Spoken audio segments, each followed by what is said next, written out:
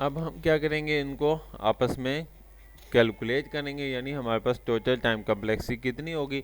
तो हम देखते हैं कि भी टी एन बराबर होगा T N minus one plus T N minus two plus two. तो यानी टी एन माइनस वन ये आ गया, plus T N minus two ये आ गया, plus one plus one two हो गया।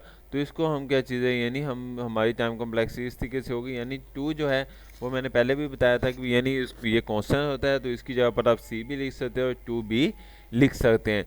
तो हमारे पास क्या चीज़ है, if N greater than equal to one, यानी ये सेकंड लाइन में if N greater than equal to one है तो उसकी टाइम कॉम्प्लेक्सिटी कितनी होगी, वो वन होगी। तो वो यहाँ पर हम क्या चीज़ है, वो वन लिख देंगे। और इसके अलावा if N greater than equal to one, क्योंकि वो क्या चीज़ है, वो एन टाइम तक चलेगा, तो इसलिए क्या चीज़ है, इसकी जो टोटल टाइम कॉम्प्लेक्सिटी वो कितनी होगी, ये जो हमने फाइंड की है T N minus one plus T N minus two plus two. तो T N minus one plus T N minus two plus two, ये क्या चीज़ है, ये हमारी टोटल टाइम कॉम्प्लेक्सिटी बन गई। उम्मीद है आज का लेक्चर आपको समझ आया होगा। इस तरीके से हम किसी भी प्रोग्राम के रेफरेंस रिलेशन के जरिए क्या चीज़ें टाइम कॉम्प्लेक्सिटी मालूम कर सकते हैं। अगर किसी टॉपिक की समझ ना आई हो तो आप मुझसे डिस्कस कर सकते हैं। अपना ख्याल रखिएगा। अल्लाह हाफिज़।